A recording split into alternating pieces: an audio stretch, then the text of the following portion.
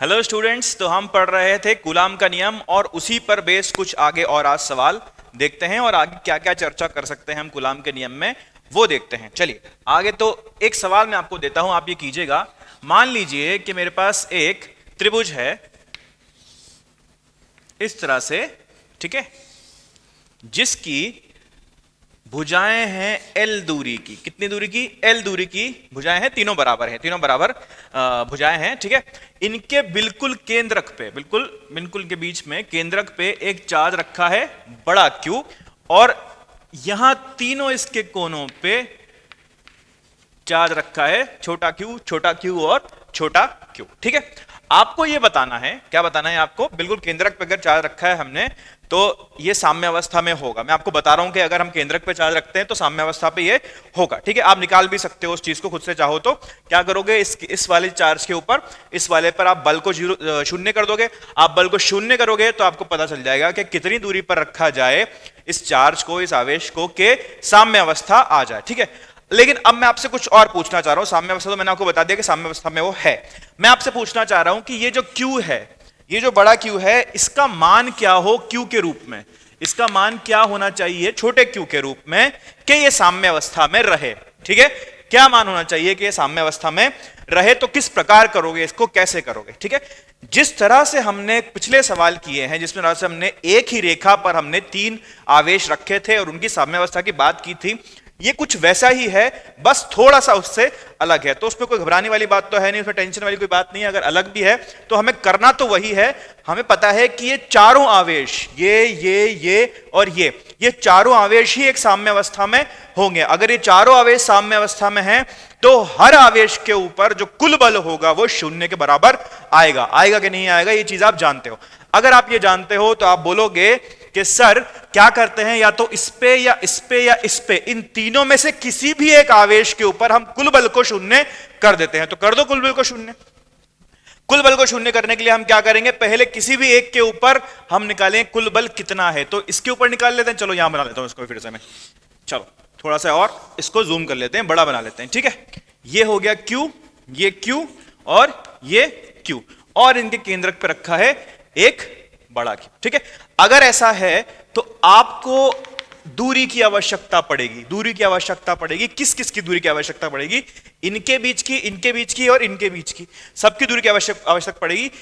हम क्या करेंगे? हम इस वाले आवेश के ऊपर कुल बल निकालेंगे। अगर इस वाले आवेश के ऊपर कुल बल निकालना है तो यह दूरी आप जानते हो कितना है? L। यह दूरी आप जानते हो कितना है? L। हाँ गे ना? तो इन दोनों के कारण तो आप बता सकते हो कुल बल कितना आएगा और किधर किधर आएगा। इस वाले आवेश के कारण जो होगा बल वो इधर आएगा, और इस वाले आवेश के कारण जो होगा बल वो इधर आएगा। क्या मान बराबर होगा, परिमाण बराबर होगा क्या इस बल का? देखकर बता सकते हो क्या? ये कितना होगा? के क्यू क्यू बटे एल स्क्वायर। ये कितना होगा? के क्यू क्यू बटे एल स्क्वायर। दोनों बराबर आएंगे मान। अगर बराबर मान आ रहे हैं लेकिन इनकी जो दिशा है वो विपरीत दिशा है, वो अलग अलग है, ये समान दिशा में नहीं है। तो हमें क्या करना पड़ेगा? हमें थोड़ा सदिश का प्रयोग करना पड़ेगा। सदिश का उपयोग करेंगे तो हम निकाल पाएंगे कि कितना बल कुल लगेगा। इसको मैं मान लेता हूं F है और इसको भी मान लेता हूं मैं F है, क्योंकि अभी मैंने कहा कि दोनों बराबर हैं, इसलिए F और F बराबर होगा, और F होगा के क्यू स्क्वायर बटे एल स्क्वायर के बराबर। हाँ के ना? ऐसा है। अगर ऐसा है तो ये वाला कोण 30 डिग्री होगा। जरा सोचो किस प्रकार होगा ये 30 डिग्री कोण, कैसे होगा? आप जानते हो कि ये समभुज त्रिभुज है, तो इसके बीच इसका ये जो एंगल होगा वो 60 डिग्री होगा। अगर ये 60 डिग्री है तो इसको बिल्कुल बीच में इनका जो आएगा योग आएगा, ठीक है। F और F का योग बिल्कुल बीच में आएगा। अगर बिल्कुल बीच में आता है तो ये 30 डिग्री हो जाएगा। ये 30 डिग्री हो जाएगा तो मैं इसको बोल सकता हूं ये F cos 30 होगा, और इधर से भी क्या आएगा? F cos 30 degree. हाँ के ना? तो ये कितना हो जाएगा? 2F cos 30 degree. F sin 30 और F sin 30 इधर, इस प्रकार F sin 30 और F sin 30 इस तरफ आएंगे। दोनों ही एक दूसरे को काट देंगे और उनका कोई भी मतलब नहीं रह जाएगा। तो हमें काम किससे पड़ेगा? हमें काम पड़ेगा सिर्फ F cos 30 से, जो कि हमें मिल रहा है 2F cos 30 के बराबर आएगा। हाँ के ना? अब आपको देखने वाली बात यह है कि जो बीच वाला चार्ज Q है, ये बीच वाला चार्ज जो Q है, ये किस तरफ बल लगाए कि कुल बल जो बड़े ऊपर वाले चार्ज के ऊपर है, जो छोटे वाले के ऊपर चार्ज है, वो शून्य हो जाए। किस तरफ लगाना पड़ेगा उसको आकर्षण ही करना पड़ेगा, उसको आकर्षित ही करना पड़ेगा, तभी इसके ऊपर शून्य हो सकता है, अन्यथा इसके ऊपर शून्य नहीं हो सकता। तो हम बोल सकते हैं कि ये वाला जो चार्ज होगा, ये वाला जो आवेश होगा, ये नेगेटिव आएगा, माइनस आएगा। यहां हमने क्या माना है कि ये वाले जो हैं ये पॉजिटिव हैं, तो ये जो आएगा ये नेगेटिव आएगा। अगर मैं बोलता था कि ये नेगेटिव है तो ये पॉजिटिव आता, मतलब विपरीत प्रवृत्ति का आना है, ये कंफर्म हो गया है। चलिए ठीक है, ये बात अगर हमने हो गई तो हम क्या करते हैं, हम लिखते हैं 2f cos 30 जो होगा वो इस वाले बल के बराबर आएगा। 2f cos 30 जो होगा वो इस वाले बल के बराबर आएगा। अब ये बल भी तो पता हो, इसको हम मान लेते हैं कितना है, f डैश। कितना है, f डैश। f डैश निकालने को हमें क्या करना पड़ेगा, f डैश होगा हमारा k q बटे x स्क्वायर, जहां पे मैंने दूरी x ये मानी है, ये जो दूरी है ये x है, ये जो दूरी है ये x है, हाँ क्या ना। ये दूरी पता करना भी आवश्यक है। तो आपको पता है कि किसी भी कोने से देखो तो आप केंद्रक की दूरी कितनी आती है, l बाय रूट 3, l बटे रूट 3। ठीक है, ये आपको खुद से निकालनी है, नहीं आ रही है तो देखो, सीखो उसको कैसे आ रही है। तो x की वैल्यू हमारे पास क्या आएगी, x यहां पे आएगा मेरे पास l बटे रूट 3। यहां से मुझे जो f डैश होगा, f डैश मिल जाएगा k q बटे l बटे रूट 3 का स्क्वायर, हाँ के ना, हाँ के ना। अब क्योंकि मैं जानता हूं दोनों बराबर हैं तो मैं दोनों को बराबर कर देता हूं। दोनों को बराबर करेंगे हम, 2f cos 30 बराबर f डैश, हाँ के ना। ये होना चाहिए, बिल्कुल होना चाहिए। अगर ऐसा है तो मैं क्या लिखूंगा, 2 इंटू के क्यू स्क्वायर बटे एल स्क्वायर, और cos 30 की वैल्यू क्या आएगी, रूट 3/2, और f डैश क्या आ जाएगा, के क्यू बटे l बाय रूट 3 का होल स्क्वायर। तो ये 3 ऊपर चला जाएगा और नीचे क्या बचेगा, l स्क्वायर, हाँ के ना। अगर ऐसा हो गया है तो ये 2 से 2 कट गया, k से k कट गया, q से एक q कट गया, आपके पास क्या बचेगा, आपके पास बचेगा इधर l स्क्वायर से l स्क्वायर भी कट गया, रूट 3q बराबर माइनस, देखो हमने यहां पे माइनस लगाया था क्योंकि हमने माइनस बोल चुके हैं, तो यह माइनस आएगा, माइनस 3q। या फिर हम बोल सकते हैं बड़ा Q जो होगा वो छोटे Q के रूट 3 गुना कम होगा और विपरीत प्रवृत्ति का होगा, हाँ क्या ना। ये बात समझ में आई, बहुत आसान सी चीज थी। ये तो हमने किया वही है जो हम बिल्कुल रेखा के निर्देश, बिल्कुल एक लाइन में एक रेखा में जब हमने आवेशों को रखा था तब किया था, वही हमने इसमें भी किया है। कुछ अलग इसके अंदर हमने किया नहीं है, ठीक है। अच्छा, आपको ये चीज समझ में आएगी। आपको बस एक चीज कहां फंस सकते हो इसके अंदर, आपको ये ना पता हो कि x कैसे निकालना है, x कैसे निकालना, तो वो फिजिक्स का पार्ट है ही नहीं, वो तो मैथ्स का पार्ट है। वो आपको पता होना चाहिए कैसे इसको केंद्रक की दूरी निकालनी है आपको कोने से, हाँ क्या ना। अगर ऐसा है तो एक सवाल और देखो, अगर ये समझ में आया है तो अगला सवाल आप खुद से कर पाओगे, अगला सवाल खुद से कर पाओगे। अगला सवाल क्या कहता है, देखो अगला सवाल कह रहा है कि मेरे पास एक स्क्वायर है, एक वर्ग है, जिसके ऊपर 4 आवेश रखे हैं इस प्रकार से, 4 आवेश रखे हैं इस प्रकार से, और इनके बिल्कुल केंद्र पर यहां पर एक बड़ा चार्ज रखा है Q, और ये छोटे छोटे Q रखे हैं यहां पर। आपको बताना है, अगर इनके बीच की दूरी a मान लेता हूं मैं, a l कुछ भी मान लो, अगर a मान लेता हूं तो ये Q जो है ये साम्य अवस्था में होगा। ये मैं आपको बता रहा हूं, ये आप खुद से सोच भी सकते हो कि साम्य अवस्था में आएगा। अगर साम्य अवस्था में आ रहा है तो Q की, बड़े Q का मान छोटे Q के रूप में क्या आने वाला है, ये आपको बताना है। सोचो जरा जल्दी से, सोचो, पॉज करो वीडियो को, दिमाग लगाओ इसके अंदर कि Q कितना आएगा, बड़ा Q छोटे Q के रूप में क्या मान रखेगा। जल्दी जल्दी करो। हुआ? अगर ये हो गया है तो मैं आपको हिंट देता हूं, बता देता हूं कैसे करना है इसको। आपको क्या करना है, कोई भी एक आवेश पकड़ना है और उसके ऊपर कुल बल निकालना है, उसके ऊपर कुल बल निकाल के उसको 0 के बराबर कर देना है। तो बताओ क्या करोगे। अच्छा, हम इसको पकड़ लेते हैं, इसकी वजह से इस पे कितना आएगा, के क्यू स्क्वायर बटे ए स्क्वायर। किस तरफ, इस तरफ, ठीक है। ये यहां पर आएगा, इस तरफ आएगा, ठीक है। इसकी वजह से कितना आएगा, इसकी वजह से आएगा इधर के क्यू स्क्वायर बटे ए स्क्वायर, ठीक है। इसकी वजह से कितना आएगा, अगर ये a है ये भी a है तो ये कितना हो जाएगा, √2a।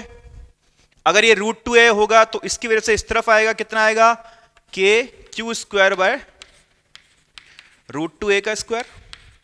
ठीक है, अब बीच वाले की वजह से देखो, बीच वाले की वजह से कहां आ सकता है, किधर आना चाहिए, बीच वाले की वजह से के जो कुल बल है वो शून्य हो जाए, तो बीच वाले की वजह से कहां आना चाहिए, बिल्कुल बड़े क्यू की तरफ आना चाहिए, तभी ये बल जो होगा वो शून्य हो सकता है, क्योंकि इन दोनों का जो परिणाम आने वाला है वो इधर आएगा, परिणामी सदिश इनका इधर आएगा, और इसकी वजह से पहले से ही इधर है, तो कुल बल इस तरफ कितना आएगा, इन दोनों का जो परिणाम होगा, इन दोनों का वो आएगा रूट टू के क्यू स्क्वायर बाय ए स्क्वायर।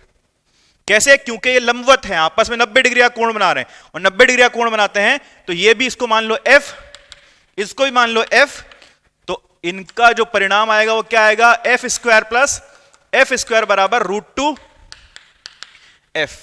और किस दिशा में होगा, इस दिशा में होगा, तो हम उसको इस प्रकार बना लेते हैं,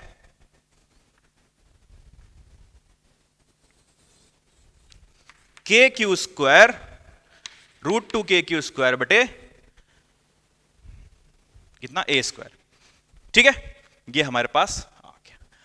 अब इसकी बात करते हैं इन दोनों की, तो बड़े क्यू की प्रवृत्ति क्या होनी चाहिए कि ये जो इधर जो बल आ रहा है इसको ये शून्य कर दे, तो इसकी प्रवृत्ति क्या होनी चाहिए, नेगेटिव होनी चाहिए। क्वेश्चन में नहीं लिखते हैं, हम निकालेंगे।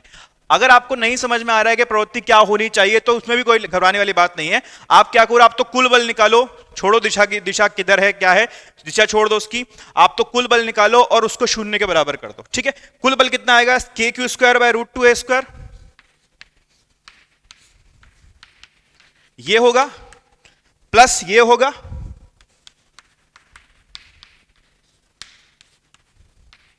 प्लस ये वाला होगा, इन दोनों की वजह से। अब ये दूरी आपको चाहिए, ये दूरी अगर मैं x मान लेता हूं तो ये दूरी कितनी होगी आपको चाहिए, आप जानते हो कि ये रूट टू ए आई थी, तो ये इसकी आधी होगी रूट टू ए बटा दो, रूट टू ए बटा दो, तो कितनी आ जाएगी, ए बटे रूट टू। ये तो आपको पता होना चाहिए, बिल्कुल याद होनी चाहिए आपको कितनी कितनी दूरी कहां कहां आ रही है। ठीक है, ये बार बार निकालने के लिए टाइम वेस्ट होता है इसमें। ये आ गया आपके पास, तो आप क्या लिखोगे, दूरी के साथ के क्यू क्यू बटे ये दूरी ए बटे रूट टू का स्क्वायर, और इसको कर दोगे किसके बराबर, शून्य के बराबर। ठीक है, आपने इसको जीरो के बराबर किया तो क्या है, ये सब जो है चला जाएगा, के चला जाएगा, इधर से क्यू चला जाएगा, इधर ये के चला जाएगा, के चला जाएगा, क्यू चला जाएगा, ये क्यू चला जाएगा, और क्या ए स्क्वायर चला जाएगा, सब जगह से ए स्क्वायर चला जाएगा। क्या क्या बचा, ये बचा क्या, क्यू बटे रूट टू का स्क्वायर है तो 2 आ जाएगा, plus root two q plus बड़ा क्यू, और इसका स्क्वायर होकर ऊपर चला जाएगा 2q बराबर 0। ठीक है, आया कि नहीं आया, हमें निकालना है बड़ा क्यू, हमें निकालना है बड़ा क्यू, तो हम क्या करेंगे, इसको 2q बराबर, इसको इधर ले जाओ, माइनस q बटे 2 प्लस रूट टू क्यू, और इसको इधर ले आओगे तो 1/2, ये आपके पास आंसर आ जाएगा। आपको पता चला कि q का मान छोटे q के रूप में कितना होना चाहिए। ठीक है, अगर आप ये बता पा रहे हो, कर पा रहे हो, तो आपने अच्छी तरह से जो हमने पिछले क्लासेस में सीखा है आपने अच्छी तरह सीख लिया है, अब आप आगे बढ़ने लायक हो गए हो। ठीक है, चलो और देखते हैं और किस तरह के सवाल हमारे पास आते हैं। हमारे पास किस तरह के सवाल और आते हैं, हमसे और क्या क्या पूछा जा सकता है। आप एक बार आईआईटी ने पूछा भी है इस तरह का एक सवाल, तो मैं आपको बता देता हूं। क्या करते हैं कि दो कण लेते हैं, ठीक है, आपने सरल लोलक देखा है, सरल लोलक समझते हैं क्या होता है। अगर आप सरल लोलक समझते हैं तो उसमें हम आवेश को लटका देते हैं एक धागे से। ठीक है, दो आवेश लेते हैं और दो धागों से हम उसको लटका देते हैं, और क्या करते हैं, उनको बांध देते हैं, और उनको हम समान प्रवृत्ति का चार्ज अभी हमने दे दिया। अगर समान प्रवृत्ति का आवेश हमने उसको दिया है तो आप जानते हो कि इनके अंदर प्रतिकर्षण बल आएगा, और प्रतिकर्षण बल आने के कारण ये दूर दूर हो जाएंगे। ठीक है, प्रतिकर्षण बल लगेगा इनके अंदर और ये दूर दूर हो जाएंगे।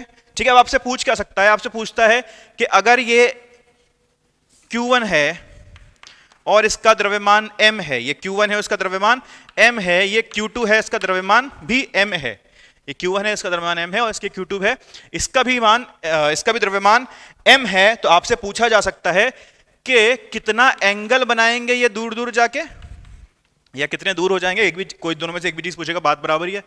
थीटा पूछ सकते हैं कितने दूर जा सकता है।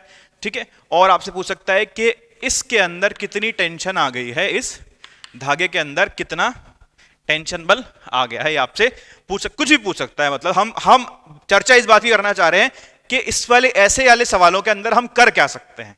ठीक है, आपको क्या क्या दिया है, इसका द्रव्यमान m दिया है, इसका चार्ज आपको Q2 दिया है, इसका चार्ज आपको Q1 दिया है आवेश, और इसका द्रव्यमान m दिया है, और ये रस्सी से इनको धागे से हमने लटका रखा है जो कि ऊपर छत से बंधी हुई है। ठीक है, और थीटा थीटा एंगल पे ये चले गए हैं। तो हम इन सवालों को कैसे करेंगे, क्या करेंगे हम इसके अंदर। ठीक है, अब थोड़ी सी इसके अंदर गतिकी का हमारे पास इस्तेमाल आने वाला है जो हमने 11वीं कक्षा में पढ़ा है। ठीक, 11वीं कक्षा में आपने पढ़ा होगा कि मुक्त चित्र कैसे बनाते हैं किसी भी वस्तु का हम। ठीक है, तो उनका इस्तेमाल करके हम ऐसे सवालों को करेंगे। चलिए अब हम इस वाले की बात करते हैं, सिर्फ इस वाले चार्ज की बात करते हैं, इस वाले आवेश की बात करते हैं।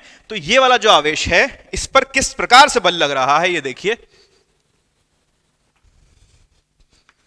T इधर आ रहा है इस पे, और नीचे क्या लग रहा होगा, इसका भार mg। ठीक है, और इस तरफ क्या लग रहा होगा, इसके ऊपर लग रहा होगा वैद्युतिकी बल, स्थिर वैद्युतिकी बल, जिसको मैं बोल देता हूं F। क्या बोल देता हूं, F, या इसको बोल देता हूं मैं Fe। E मतलब इलेक्ट्रोस्टैटिक्स, तो मैंने क्या लिख दिया, Fe। ठीक है, समझ में आया। अच्छा, अगर ये तीन चीजें हैं मेरे पास तो आपसे पूछा जा सकता है कि T बता दो, Fe बता दो, M तो आपको दिया हुआ ही है। ठीक है, दोनों चीजें पूछ सकते हैं आपसे, T बता दो, Fe बता दो, इसको हम कैसे करेंगे। अच्छा, ये मान लो कि एंगल आपको पता है थीटा है, या किसी प्रकार से आपको मिल गया है, तो और ये थीटा है तो क्या ये भी थीटा हो जाएगा, ये थीटा है तो क्या ये भी थीटा हो जाएगा। अगर ये थीटा है तो इस टेंशन बल का इधर क्या आएगा, T cos थीटा, और इधर क्या आएगा, T साइन थीटा। ठीक है, इधर क्या लगा है इसके ऊपर, Fe जो कि हमने उधर बनाया, और नीचे क्या लगा है, mg। अब आपको पता है कि ये साम्य अवस्था में होगा। साम्य अवस्था में कैसे होगा, ये उतनी ही दूर जाके रुकेंगे, ये दोनों उतनी ही दूर जाके रुकेंगे जितनी अधिकतम दूरी ये जा सकते हैं, और फिर वहां जाकर ये रुक जाने वाले हैं। मतलब साम्य अवस्था में आने वाले हैं, तो कुल बल इनके ऊपर कितना होने वाला है, हाँ शून्य इनके ऊपर कुल बल होने वाला है। अगर शून्य इनके ऊपर कुल बल हो गया तो हम क्या लिखेंगे, T साइन थीटा जो है वो किसके बराबर आएगा, T साइन थीटा जो होगा वो Fe के बराबर होगा, और T cos थीटा होगा वो किसके बराबर होगा, T cos थीटा होगा वो mg के बराबर होगा। क्या आप इनको बराबर कर सकते हो, क्या इनको आप बराबर कर सकते हो, बिल्कुल आप इनको बराबर कर सकते हो। और आपको यहां से आप T भी निकाल सकते हो, थीटा भी निकाल सकते हो, अगर Fe पूछा तो Fe निकाल सकते हो, जो पूछा आप उसको निकाल सकते हो, इन दोनों ही इक्वेशनों को, व्यंजकों को इस्तेमाल करके। ठीक है, आप इन दोनों को यूज करो और जो आपसे पूछा है वो निकाल दो। ऐसा होगा क्वेश्चन में क्या वो कुछ चीजें दी होंगी और कुछ चीजें पूछी होंगी, जो चीज पूछी है वो आप निकाल सकते हो, और जितनी चीजें निकालनी है उसी के अनुसार आपको डेटा दिया हुआ होगा कि आपको बताना है कि क्या चीज, जो चीज निकालनी है आपको बताना होगा, और जो चीज नहीं निकालनी है वो आपको दी हुई होगी, ये किसी भी रूप में दी होगी, ये सही है। ठीक है, ये हमेशा होगा। चलो, तो ये हमारे पास आ गई दो इक्वेशन जिनको हम इस्तेमाल करके इसको, ऐसे सवालों को हल कर सकते हैं। ठीक है, समझ में आई चीज। टेंशन निकालना हो तो कैसे करोगे, इन दोनों को भाग कर दोगे। अच्छा, अब आपसे पूछा जाए कि इन दोनों के बीच में जो Fe है, इन दोनों के बीच में जो हमने Fe लिखा है वो कितना होगा, वो कितना होगा। अगर आपको बोला जाए कि इनके बीच की लंबाई L है, क्या है, L, क्या है, L, तो ये दूरी कितनी होगी, ये दूरी कितनी होगी, ये दूरी होगी L साइन थीटा। ये आपको ट्रिग्नोमेट्री से निकालना आना चाहिए, हाँ क्या ना। ये L साइन थीटा, तो ये भी क्या होगी, L साइन थीटा। ठीक है, अगर L साइन थीटा है तो कुल दूरी कितनी आ जाएगी इन दोनों के बीच में, 2L साइन थीटा, हाँ क्या ना। तो आप बोल सकते हो कि जो Fe है वो Fe कितना आएगा, Fe होगा K Q1 Q2 बटे 2L साइन थीटा का होल स्क्वायर, हाँ के ना, Q1 Q2 बटे 2L साइन थीटा का होल स्क्वायर। ये आएगा हमारे पास इन दोनों के बीच में बल, ये आएगा हमारे पास इन दोनों के बीच में बल। अच्छा सोचो, Q1 जो Q2 के ऊपर बल लगा रहा होगा वो ज्यादा होगा, या Q1 जो Q2 जो Q1 के ऊपर लगा रहा होगा वो ज्यादा होगा। कौन सा ज्यादा होगा दोनों में से, सोचो जरा, या कौन सा कम होगा। दोनों ही बराबर होंगे ना, दोनों ही बराबर होंगे ना, दोनों ही तो ये आ रहे हैं ना। इस पे अगर Fe लग रहा है तो इसके ऊपर भी तो Fe लगेगा, दोनों ही बराबर होंगे। फॉर्मूले से तो ये आ रहा ना, एक दोनों आवेश के बीच में कितना बल आता है वो दोनों आवेशों पर निर्भर करता है। तो Q1 और Q2 का यह गुणनफल है, तो आप Q1 Q2 कुछ भी हो उन दोनों के ऊपर, उनके ऊपर बल जो है वो तो बराबर ही आना है। ये तो हम शुरू से पहले क्लास में, कूलाम नियम की पहली क्लास में हमने ये पढ़ा था। ठीक है, तो आपको यह पता चला किस प्रकार से इनको आपको हल करना है। अब इनको हल करने का एक तरीका मैं आपको और बता देता हूं। ठीक है, कई बार क्या होता है कि इक्वेशन ऐसी बन जाती है कि हम फंस जाते हैं या इसको हल नहीं कर पाते, तो आप किस प्रकार से इसको हल करेंगे।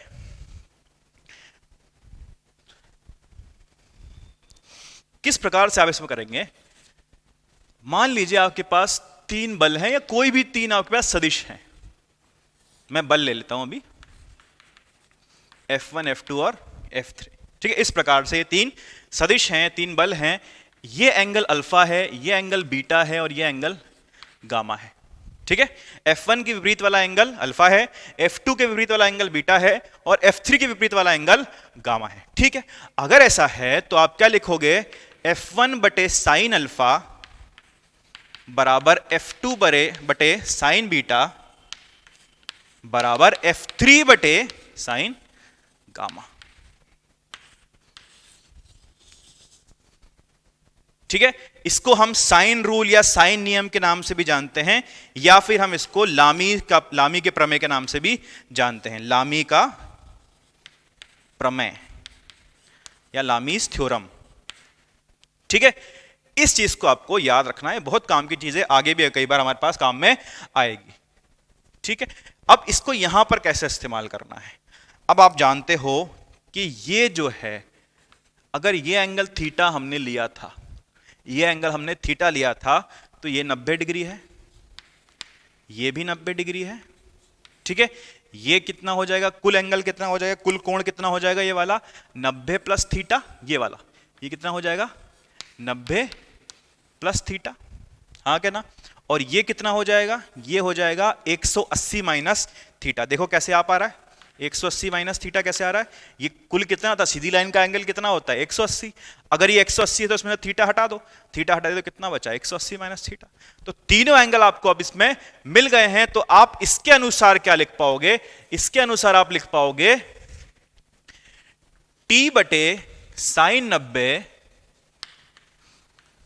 बराबर mg बटे साइन 90 प्लस थीटा बराबर क्या बचा fe बटे साइन 180 माइनस थीटा।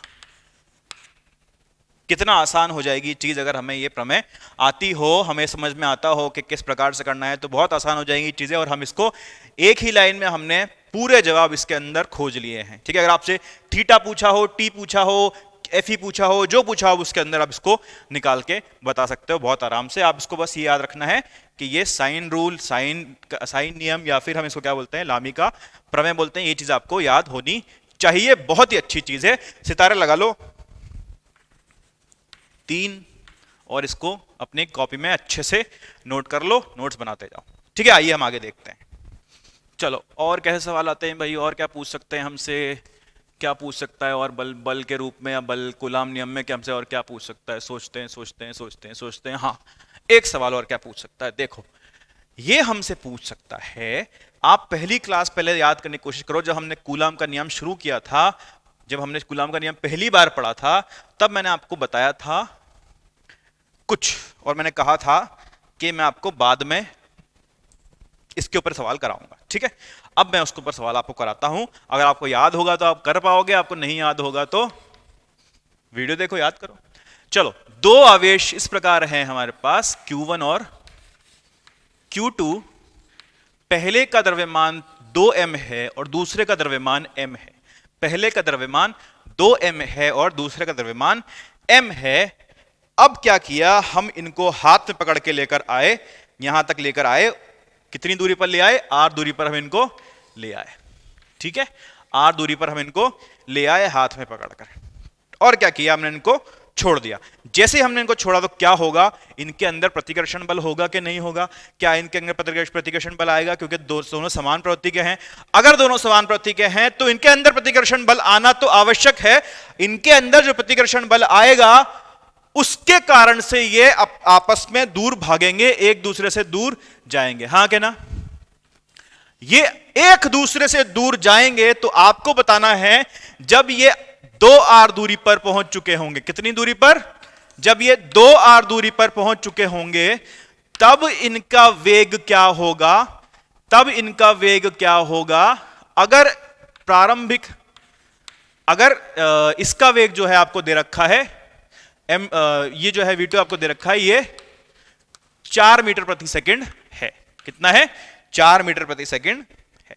आपको बोला है कि 2r दूरी पर पहुंचने पर इसका वेग जो है 4 मीटर प्रति सेकंड हो जाता है, तो उसका वेग कितना हो गया होगा यह आपको बताना है। क्या बता सकते हो क्या इसको, और क्या करोगे इसके अंदर? ठीक है, वैसे तो देखकर ही समझ में आ रहा होगा आपको, लेकिन अगर आपको इसको लिखना हो तो क्या इसके पीछे कंसेप्ट क्या है, कैसे आप इसको करना चाहोगे या कैसे कर पाओगे इसको। पहली क्लास कूलम के नियम की अगर आपको याद होगी तो मैंने कहा था कि जो कुल बल है इस निकाय के ऊपर वो शून्य है। मैंने कहा था कुल बल जो है इस निकाय के ऊपर वो कितना है? वो शून्य है। वो शून्य है। अगर वो शून्य है तो संवेग संरक्षण का नियम इसके ऊपर लागू होगा, और संवेग संरक्षण का नियम इसके ऊपर लागू होगा तो हम संवेग संरक्षण का नियम लगाएंगे और इक्वेशन बना के इसको हल करेंगे। जब ये स्थिति प्रारंभ हुई थी, जब हमने दोनों आवेशों को लगाकर छोड़ा था, तब कितना बल था, तब कितना संवेग था? तब संवेग था शून्य, क्योंकि दोनों को छोड़ा गया था। अपनी प्रारंभिक स्थिति स्थिरता से शुरू हुए थे। अगर स्थिरता से शुरू हुए थे तो हम जानते हैं संवेग प्रारंभिक स्थिति में जो था वही अंतिम स्थिति में रहेगा। वो किसके बराबर होगा? m1 v1 plus m2 v2। तो m1 का वैल्यू क्या है? m1 कितना है? 2m। v1 कितना है? v1 है आपका निकालना है, प्लस m2 m है और v2 4 है। ये शून्य के बराबर आएगा। आपको यहां से मिल जाएगा v1 जो होगा वो -2 मीटर प्रति सेकंड के बराबर होगा। कुछ नहीं था इस सवाल के अंदर, कुछ भी नहीं था इस सवाल के अंदर, लेकिन आपको यह पता होना चाहिए कि संवेग संरक्षण का नियम इसके अंदर लागू हो सकता है, क्योंकि इस निकाय के ऊपर कुल बल जो है वो शून्य है। इस निकाय के ऊपर कुल बल जो है वो शून्य है, इसलिए हमने ये कर पाए। और हम ये कर पाए तो हमें इसका वेग, इस वाले का उस वाले का वेग मिल गया, उस वाले का वेग हमें मिल गया। तो हमने बोला ये -2 मीटर प्रति सेकंड। माइनस का मतलब क्या है? यहां पर माइनस का मतलब क्या है? अगर आपने इसको पॉजिटिव लिया है तो वो नेगेटिव होगा, अगर आपने प्लस एक्स अक्ष को पॉजिटिव माना है तो -x अक्ष आपका नेगेटिव आएगा। ठीक है, ये हुई बात कुछ ऐसे सवालों की गति का जिसके अंदर हमने इस्तेमाल किया। हमने आवेश, स्थिर वैद्युतिकी और गति की, इन सबको मिलाकर 1-2 सवाल देखे हैं। आगे भी हम होमवर्क्स में, डीपीपी में ये सवाल करते रहेंगे। ऐसे सवाल हमारे पास हमेशा ही मिलते रहेंगे, हमें घबराना नहीं है और करते जाना है। ठीक है, और आगे देखते हैं। और हम चलो अब बहुत हो गया सवाल, हमने बहुत सारे सवाल कर लिए अभी और हम करेंगे होमवर्क वगैरह में। तो अभी हम देखते हैं कि कुछ और पढ़ते हैं। कुल मिला के कुछ और पढ़ाई अब हम करते हैं। कूलाम के नियम में हमने क्या निकाला है? कूलाम का नियम हमें क्या बताता है? कूलाम का नियम हमें 2 आवेशों के बीच में बल बताता है। और बल क्या है? बल क्या है? बल एक सदिश राशि है। बल क्या है? एक सदिश राशि है। अगर बल एक सदिश राशि है तो उसकी दिशा होनी चाहिए, और हमने अभी तक बल की दिशा की बात नहीं की है। हाँ, अभी तक हमने इस बल की दिशा की बात नहीं की है, तो हमें इस बल की दिशा की बात करनी पड़ेगी, और हम इस बल की दिशा की बात आज करते हैं। ठीक है, चलो मान लो ये हमारा निर्देश तंत्र है। ठीक है, और हमारे पास एक आवेश Q1 इस प्रकार से रखा है। Q1 इस प्रकार से रखा है, और मूल बिंदु, ये आप मान लो इसको Q1, चलो ठीक है। और मूल बिंदु पर भी हमने एक आवेश रखा है Q। मूल बिंदु पे हमने आवेश रखा है क्या? Q। ठीक है, और हमसे पूछा गया है कि इन दोनों आवेशों के बीच में कितना बल होगा। तो आप आसानी से बता पाएंगे, कोई दिक्कत वाली बात नहीं है हमारे लिए, कि इनके बीच में जो बल होगा वो Q1 बटे इनके बीच की दूरी के बराबर होगा। इनके बीच की दूरी हम कितनी मान लें? R1। कितनी मान लेते हैं हम? R1। ठीक है, अब आपसे पूछा जाए कि भैया ये तो ठीक है, लेकिन बल एक सदिश राशि है, तो इनके बीच में जो बल है उसकी दिशा क्या होगी? तो आप बोलोगे कि इनके बीच की जो दिशा होगी, इनके बीच के बल की जो दिशा होगी वो इनके स्थिति सदिश के अनुदिश होगी। वो इन दोनों के बीच में जो स्थिति सदिश है उसके अनुदिश होगी। तो हम क्या बोलेंगे कि अगर मैं इसके ऊपर तीर लगा दूं, मतलब ये अभी तक मैं परिमाण की बात कर रहा था, अब पूर्ण सदिश की बात करूं तीर लगा के, तो मुझे यहां पर इस तरफ इसके स्थिति सदिश से इसको दिखाना पड़ेगा, इसकी दिशा इसके स्थिति सदिश से मुझे दिखानी पड़ेगी। ठीक है, तो क्या बात की हमने कि दो अगर हमारे पास आवेश हैं और उनके बीच उनका स्थिति सदिश आर वेक्टर है, तो हम उसको आर कैप है, तो हम कैसे किस तरह दिखाएंगे इसकी दिशा। हमने क्या किया, हमने बस ये बोला कि ये जो बल है इसकी दिशा कहां होगी, ये इसकी दिशा होगी इन दोनों के बीच में जो दूरी है, इनका जो इसका जो इसका जो स्थिति सदिश है उसी दिशा में इकाई सदिश ले लो आप और उसको इससे गुणा कर दो। ठीक है, अगर ऐसा है तो आप बिल्कुल, हम इसको बिल्कुल सिंपल लिखते हैं, हमें मिलेगा कि F जो होगा वो K Q1 Q2 बटे R स्क्वायर और R कैप के बराबर होगा।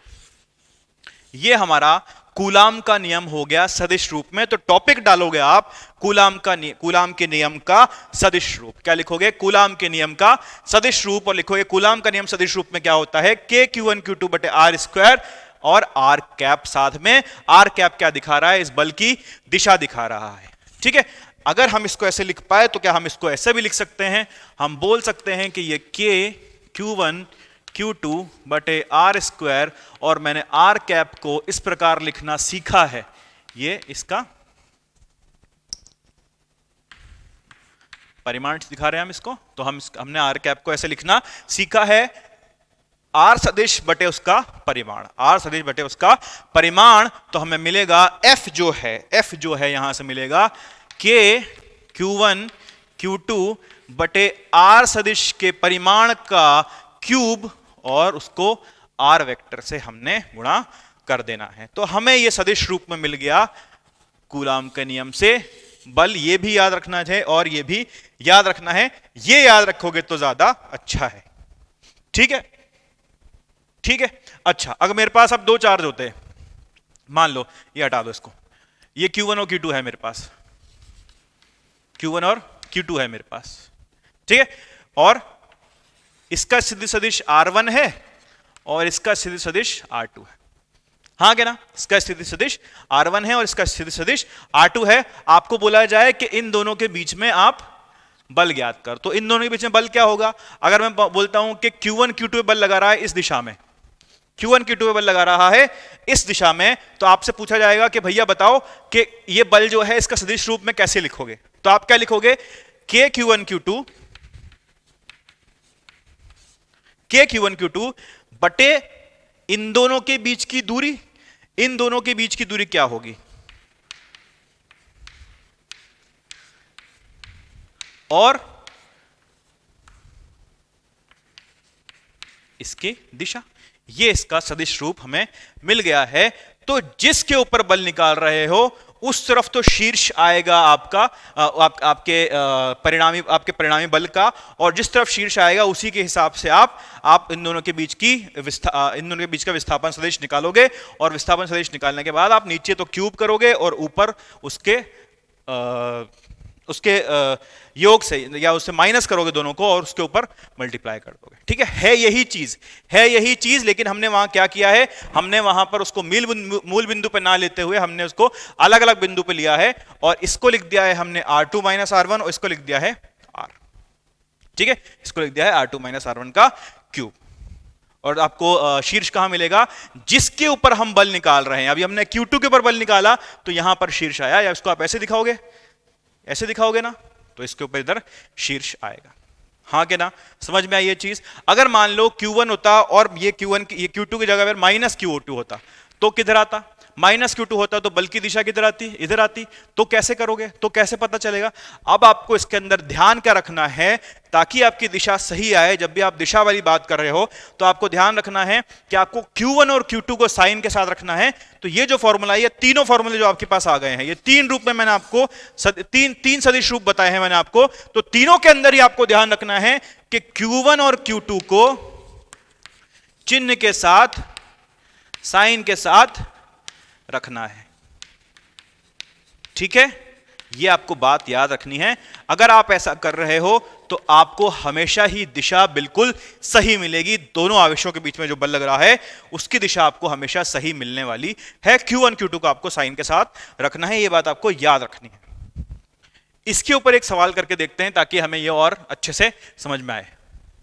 चलो मान लो दो आवेश हैं आपके पास, दो आवेश हैं। पहला आवेश जो है वो बिंदु 1,2,4 1,2,4, चलो पहला आवेश जो है वो 1,2,4 पे रखा है और दूसरा आवेश जो है वो Q1 आवेश 1,2,4 इस बिंदु पर रखा है और Q2 जो है ये आपका रखा है 5,8,7, ठीक है। ये इस बिंदु पर रखा है आपका। Q1 की ले लेते हैं हम, Q1 को ले लेते हैं हम कि Q1 आपका 1 माइक्रोकूलाम है और Q2 आपका 2 माइक्रोकूलाम है, ठीक है। बिल्कुल सिंपल, बिल्कुल बेसिक सवाल हम करना चाह रहे हैं। अब इसके अंदर आपको बताना है कि इन दोनों के बीच में जो बल होगा वो कितना होगा और उसकी दिशा क्या होगी, बस ये आपको बताना है। आपको सदिश रूप में इसका आंसर निकालना है। पॉज करो वीडियो को, क्वेश्चन को करने की कोशिश करो और आगे देखो। अगर आपको निकालना है Q2 के ऊपर बल कितना है, मान लेते हैं हम Q2 पे बल निकालना है, तो क्या लिखोगे आप के Q1 यानी कि 1 माइक्रोकूलाम,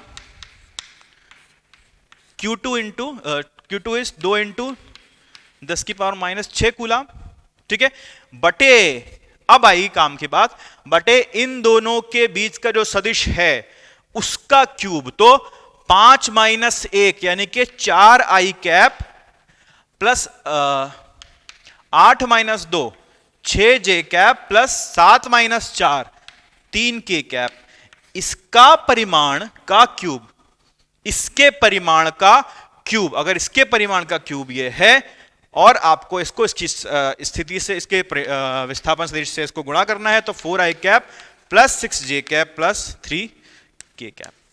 क्या आप इसका परिमाण निकाल सकते हो? इसका परिमाण निकालना जानते हो कि आप किसी भी सदिश का, अगर कोई भी सदिश आपके पास है ऐसे axi cap plus ay j cap plus az k cap, तो इसका परिमाण अगर आपको निकालना हो तो इसका परिमाण क्या होगा, रूट ax का स्क्वायर प्लस ay का स्क्वायर प्लस az का स्क्वायर। ये 11वीं कक्षा में आप पढ़ चुके होंगे, नहीं याद है तो रिवाइज करो, और रिवाइज करो तो इसको सॉल्व कर लो। 9 इंटू 10 की पावर 9, k की वैल्यू रख दी है मैंने, ये 2 इंटू 1 इज 2 और 10 की पावर -12, और नीचे क्या आ जाएगा, रूट 4 का स्क्वायर प्लस 6 का स्क्वायर प्लस 3 का स्क्वायर, इसका क्यूब, और ऊपर क्या आएगा, 4i cap plus 6j cap plus 3k cap. हाँ कि ना?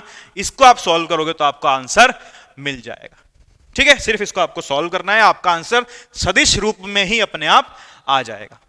हाँ कि ना? ये बात समझ में आई? अब ये सदिश रूप वाले जो हैं, ये सदिश रूप वाले जो हमारे पास सवाल आते हैं, ये हमने क्यों पढ़ा सदिश रूप, कहां हमारे पास काम में आने वाला है। एक तो बिल्कुल आपसे आसान से पूछ लिया कि ये बिंदु पे रखा है, ये बिंदु पे रखा है, और आपने बता दिया कि हाँ इसका जो सदिश रूप में आंसर आने वाला है वो ये होने वाला है। लेकिन ये हमारे पास ज्यादा काम कहां आते हैं, जब हमें 3D कोई ऐसा दिया हो, 3D हमारे पास एक ऐसा आकार हो जिसके ऊपर आवेश हो, जिसके ऊपर आवेश हो, तो हम इस सदिश रूप का इस्तेमाल करते हैं, सदिश रूप का इस्तेमाल हम कर सकते हैं। तो एक क्वेश्चन मैं आपको दे रहा हूं, वो आप करने का प्रयास करो।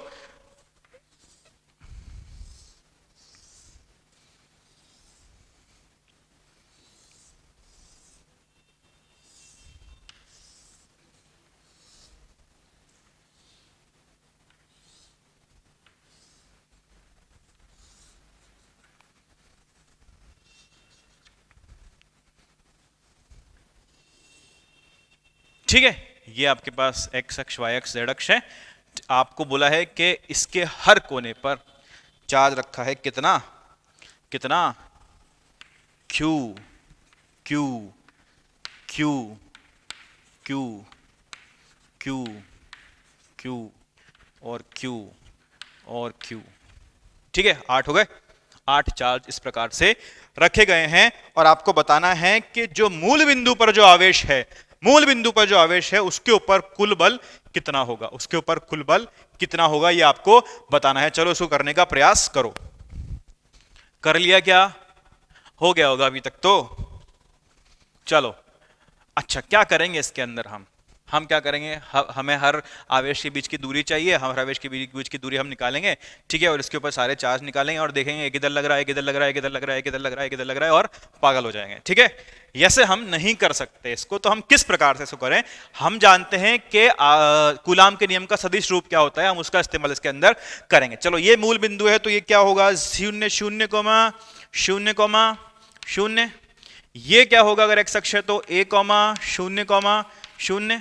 ये क्या होगा 0 a 0, और ये क्या होगा 0 0 a, हाँ क्या ना, ठीक है। बाकी भी लिखो, बाकी क्या क्या मिल सकता है हमें, ये x है, ये y है, और ये z है।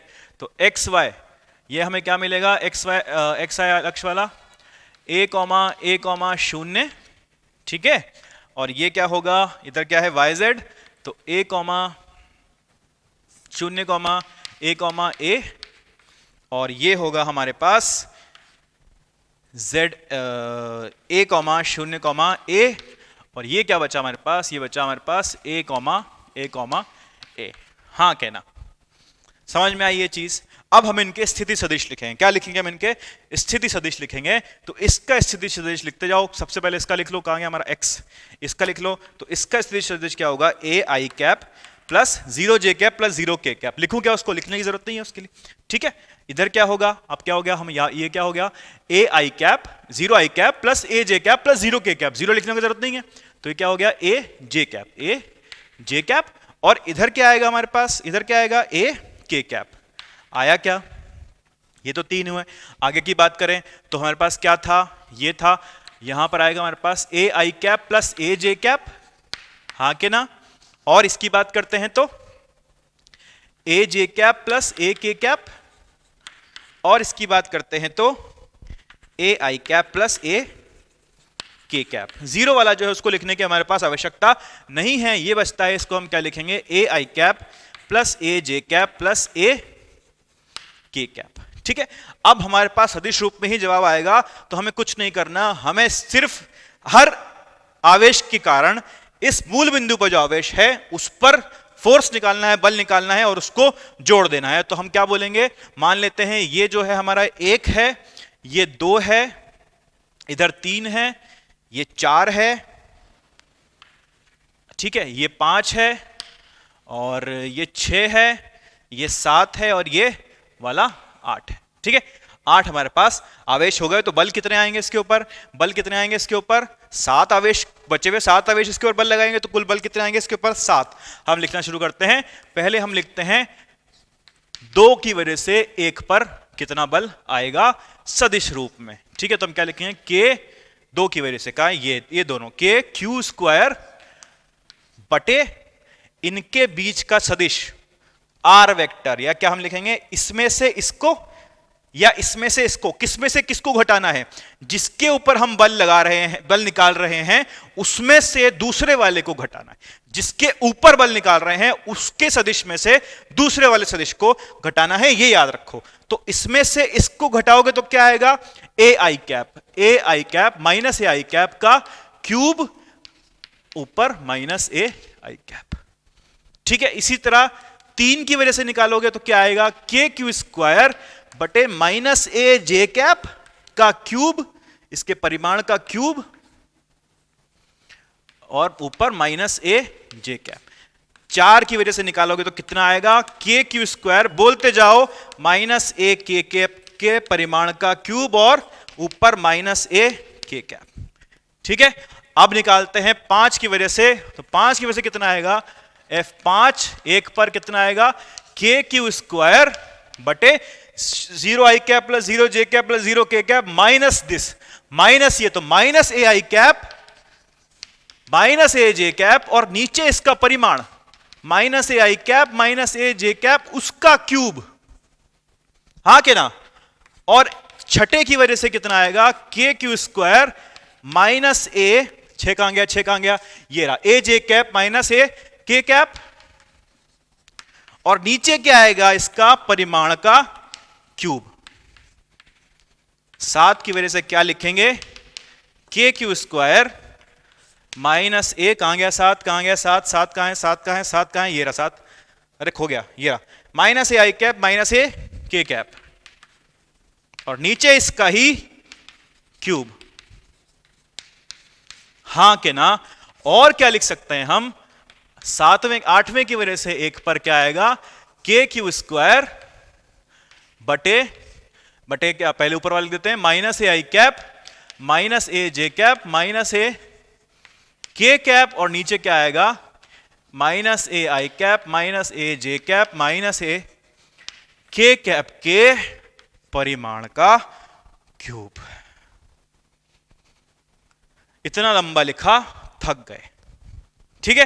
अब कुछ बचा नहीं है, कुछ नहीं करना है आपको, आपको ये सब हल करना है और इनको सदिश रूप में ही आपके पास आने वाले हैं, उनको जोड़ देना है, सदिश रूप में ही आपके पास आने वाले हैं, इसको जोड़ देना है, इसको आपको आगे करना है, पूरा खुद से सॉल्व करना है। थोड़ी प्रैक्टिस करो मैथ्स की, जैसे जैसे प्रैक्टिस करोगे, हल करते जाओगे, सवालों को हल करोगे, तो आपकी कैलकुलेशन फास्ट हुई, गलतियां कम होंगी, तो आपका जो स्कोर करने की प्रोबेबिलिटी है वो बढ़ेगी, ठीक है। तो ऐसा नहीं कि सर ने तो यहीं तक छोड़ दिया तो हम भी नहीं करेंगे, सर को थोड़ी एग्जाम देना है, तुम्हें एग्जाम देना है, तुम्हारी कैलकुलेशन फास्ट होनी चाहिए, तो आपको ये सॉल्व पूरा करना है, अपनी कॉपी में लिखना है इसका जवाब। तो याद ये रखना है कि जब भी 3D फिगर हो, त्रिविमीय हमारे पास कुछ चित्र आ जाता है, तो हमें उसके ऊपर ये सदिश रूप लगाना है कूलाम के नियम का, और ऐसे सवालों को ऐसे हल करना है, ठीक है। चलो और आगे देखते हैं, क्या कर सकते हैं हम इसमें। चलो भाई देखो भाई, अच्छा अभी तक जो हमने पढ़ा ना, अभी तक जो हम कितना भी गुलाम का नियम पढ़ते हुए आए हैं, जितने बल की बात की है, ये हमने सारी बात कहाँ की है, इसमें हमने ये माना है कि जो हमारा जो आवेश है, हमारे जो आवेश हैं वो या तो हवा में रखे हैं या निर्वात में रखे हैं, ये हमने मान रखा है, ठीक है।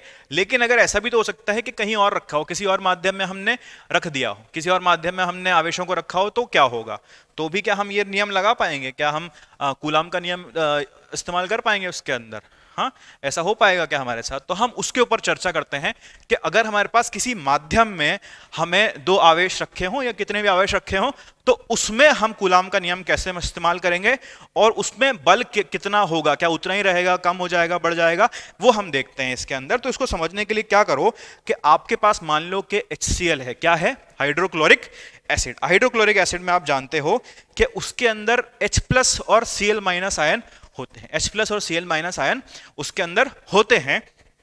अगर ऐसा है और ये मेरे पास एक पॉजिटिव चार्ज है, क्या है, एक पॉजिटिव चार्ज है, तो और मैं इसको कहां छोड़ देता हूं, मैं इसको छोड़ देता हूं हाइड्रोक्लोरिक एसिड के एक सॉल्यूशन में, ठीक है, हाइड्रोक्लोरिक एसिड में इसको मैं छोड़ देता हूं। ये पॉजिटिव चार्ज है, तो आप जानते हो कि इसके ऊपर चारों तरफ, इसके चारों तरफ Cl- आके बैठ जाएगा, बैठेगा कि नहीं बैठेगा, हाँ के ना, Cl- इसके ऊपर चारों तरफ आके बैठ जाएगा, बिल्कुल बैठ जाएगा, बिल्कुल सही बात है भाई। अब मैंने क्या किया, अब मैंने किया कि मुझे एक और चाहिए पॉजिटिव चार्ज, मैं एक पॉजिटिव चार्ज एक और लेकर आया इसके पास, मैं इसके पास एक पॉजिटिव चार्ज और लेकर आया, हाँ क्या ना।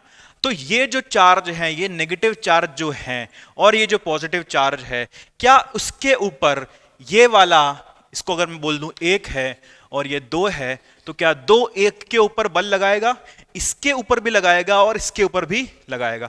इसके ऊपर बल हमें निकालना है कितना बल होगा, और अभी हम बात करते हैं कि Cl- जो आयन है, ऋण आयन है, इसके ऊपर कितना बल लग सकता है, कितना बल लगेगा या किस प्रकार से बल लगेगा। तो आप जानते हो कि जब मैं इस प्लस वाले को, इस प्लस चार्ज को, इस प्लस आवेश को, धनात्मक आवेश को मैं इधर ले आता हूं, तो आप जानते हो कि ये जो Cl- आयन है, ये जो Cl- आयन है, वो एक तरफ एकत्रित होना शुरू हो जाएंगे। तो किस प्रकार से हो जाएगी स्थिति, जब ये नहीं था तो कैसे थे, बिल्कुल आराम से सबने अपनी अपनी जगह घेर रखी थी। लेकिन जब मेरे पास एक और आ गया है, जब मेरे पास एक आवेश और आ गया है, तो अगर इस आवेश पर अब किस तरह से बटेंगे चार्ज, इस तरफ ज्यादा हो जाएंगे, ये देखो इस तरफ जो है Cl- ऋण आयन ज्यादा हो जाएंगे और इधर रहेंगे, लेकिन इधर थोड़े कम होंगे, हाँ के ना। ये बात समझ में आई। जब ये नहीं था तो सब मस्त थे, कोई टेंशन नहीं थी। ये आया तो क्या हुआ, ये वाले आयन जो थे, मतलब आयन पूरे इतने ही हैं इसके ऊपर, लेकिन जो इसने इसको अट्रैक्ट किया, आकर्षित बल लगाया, तो जो माइनस आयन है, जो ऋण आयन है, वो इस तरफ एकत्रित हो गए, इस तरफ एकत्रित हो गए। हाँ कि ना, ये बात समझ में आई आपको? अच्छा, अब देखो, अब क्या हुआ, हम बात करते हैं आवेश नंबर 1 की। आवेश नंबर 1 पे अब दो बल लग रहे होंगे। कौन कौन से बल लग रहे होंगे? एक तो ये लगा ही रहा होगा, ठीक है, इसको हम क्या बोलते हैं? 2 की वजह से, 2 की वजह से बोलते हैं कि ये 2 की वजह से इधर इस तरफ इसको प्रतिकर्षण बल मिल ही रहा होगा एक पर, ठीक है। और कौन सा बल लग रहा होगा इसके ऊपर? इसके ऊपर इन आयन की वजह से, इन ऋणात्मक आयन की वजह से एक आकर्षण बल भी आ रहा होगा इस तरफ। किस तरफ? इस तरफ, ठीक है। यहां हम इसको नीले से बना देते हैं, तो इसके ऊपर क्या आएगा? इधर एक ऋणात्मक आयन की वजह से इस तरफ बल, जिसको हम बोलते हैं प्रेरक बल। प्रेरक बल। ये प्रेरक बल क्या हुआ? क्योंकि ये इधर आया, ये वाला आवेश, उसकी वजह से ये प्रेरण हुआ, इनका इस आवेश का प्रेरण हुआ। जो Cl माइनस आयन थे वो एक तरफ एकत्रित हो गए। एक तरफ एकत्रित होने के बाद वो इसी के ऊपर, इसी एक के ऊपर एक बल लगाने लगे। पहले क्या होता था? पहले ये बल एकदम शून्य होता है। अभी भी लगा रहे बल, ये भी लगा रहा है, ये भी लगा रहा है, ये भी लगा रहा है, ये भी लगा रहा है, सब लगा रहे हैं, लेकिन सब मिलके वो शून्य हो जा रहा है। अब शून्य नहीं हो सकता, तो अब वो जो बल रह गया है उसकी कुछ वैल्यू आएगी, कुछ मान आएगा, जिसको हम बोलेंगे F प्रेरक। F प्रेरक। तो कुल बल जो इसके ऊपर होगा, जो कुल बल आएगा एक के ऊपर, एक के ऊपर जो कुल बल आएगा वो क्या होगा? एक तो F21 जो 2 लगा रहा है एक के ऊपर, माइनस ये प्रेरक बल, माइनस ये प्रेरक बल। हाँ के ना, ये प्रेरक बल जो आया है इसकी वजह से कुल बल एक नंबर आवेश पर कम हो गया है, घट गया है, कम हो गया है, घट गया है। तो यही कूलाम का नियम कहता है कि अगर आपने हवा में या निर्वात के अलावा किसी माध्यम में रखा है दो आवेशों को, या दो से जितने भी आवेश हैं उनको रखा है, तो उनके बीच में जो बल होगा वो घटेगा, और वो कितना हो जाएगा? वो हो जाएगा, उसको हम दर्शाएंगे इस प्रकार, F जो होगा वो K Q1 Q2 बटे 4 pi epsilon naught epsilon R into r square के बराबर। अरे ये क्या हटाओ यहां से, हमने बार बार थोड़ी लिखी है उसको, या इसको इस प्रकार लिखो, ऊपर भी लगा दिया और नीचे भी लगा दिया, दोनों कट गए, Q1 Q2 बचे और खेल खत्म, ठीक है। इसको हम लिखेंगे ऐसे, 1 बटे 4 pi epsilon naught epsilon R, ठीक है, Q1 Q2 बटे आर स्क्वायर। हाँ के ना, मैंने आपको ये बताया था कि जब हवा में निर्वात में रखे होते हैं तो 1/4 pi epsilon not K Q1 Q2 R square हम इसको लिखते हैं। जब हमने माध्यम में रखा है तो ये हो गया आपका एप्सिलॉन R, यहां पर क्या आ गया? Epsilon R। अब आप सिर्फ अगर इसको देखो, सिर्फ अगर इसको देखो, इसको ऐसे लिखो, 1 बटे एप्सिलॉन R 1 बटे 4 pi epsilon not Q1 Q2 बटे R स्क्वायर। तो ये क्या था? ये वो बल था जो निर्वात में था, ये वो बल था जो निर्वात में था। अब कितना हो गया है? ये निर्वात में जो बल था या हवा में जो बल था उसका एप्सिलॉन R गुना कम हो गया है। अब बल जो है उसका एप्सिलॉन R गुना कम हो गया है, ठीक है। और यही जितने गुना कम हुआ है, ये जो जितने गुना कम हो गया है, उसको हम क्या कहते हैं? उसको हम कहते हैं माध्यम की विद्युतशीलता। क्या बोलते हैं हम? माध्यम की विद्युतशीलता, माध्यम की विद्युतशीलता। कौन सी विद्युतशीलता? माध्यम की आपेक्षित विद्युतशीलता। क्या बोलते हैं? माध्यम की आपेक्षित विद्युतशीलता। कैसे, क्यों बोलते हैं हम इसको माध्यम की आपेक्षित विद्युतशीलता? अब ये देखो, आप क्या था? 1/4 पाई एप्सिलॉन नॉट था पहले निर्वात में, अब क्या हो गया? Epsilon naught epsilon R, epsilon naught epsilon R। तो इसको हम क्या बोलते हैं? इसको बोलते हैं हम माध्यम की विद्युतशीलता, विद्युतशीलता। इसको हमने किससे दिखाया है? एप्सिलॉन से। किससे दिखाया है? एप्सिलॉन से। तो एप्सिलॉन को हमने क्या बोल दिया? Epsilon naught epsilon R। तो इसको मैं और किस तरह से लिख सकता हूं? इस वाले फॉर्मूले को और किस तरह से लिख सकता हूं? इसको मैं लिख सकता हूं यहां से 1/4 पाई एप्सिलॉन Q1 Q2 बटे R स्क्वायर, ठीक है। एप्सिलॉन नॉट एप्सिलॉन R की जगह क्या लिख दिया मैंने? सिर्फ एप्सिलॉन। अच्छा, अब ये हमारे पास क्या है, epsilon equals to epsilon naught upon epsilon r. यहां से मुझे क्या मिल जाएगा, यहां से मुझे मिल जाएगा कि एप्सिलॉन आर जो है वो एप्सिलॉन बटे एप्सिलॉन नॉट के बराबर है। ठीक है, तो ये किसके सापेक्ष आ रहा है, ये एप्सिलॉन आर किसके सापेक्ष आ रहा है, ये निर्वात या हवा के सापेक्ष आ रहा है। तो हम इस एप्सिलॉन आर को क्या बोलेंगे, इसको बोलेंगे हम माध्यम की आपेक्षित विद्युतशीलता। माध्यम की आपेक्षित विद्युतशीलता, या इसका एक नाम और है, इसका दूसरा नाम है परावैद्युतांक। क्या बोलते हैं हम इसको, परावैद्युतांक। इंग्लिश में क्या बोलेंगे हम इसको, डाइलेक्ट्रिक कांस्टेंट। क्या बोलेंगे, डाइलेक्ट्रिक कांस्टेंट। ठीक है, और ये क्या बोलेंगे, रिलेटिव परमिटिविटी ऑफ मीडियम। क्या बोलेंगे इसको इंग्लिश में, रिलेटिव परमिटिविटी ऑफ मीडियम।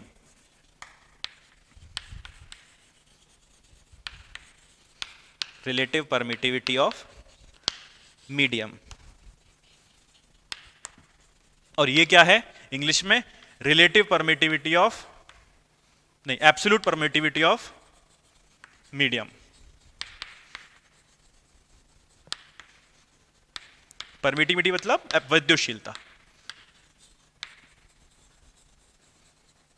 ठीक है, और आपके पास क्या बचाएगा, एप्सिलॉन नॉट को भी देख लो। एप्सिलॉन नॉट को हम बोलेंगे permittivity of free space, absolute permittivity of free space. ये इनका अंग्रेजी में नामकरण हमने कर दिया है। ठीक है, ये चीज समझ में है आपको। तो हमने क्या पढ़ा इसके अंदर, हमने जो पढ़ा है हम अगर उसको लिख लेते हैं अलग से।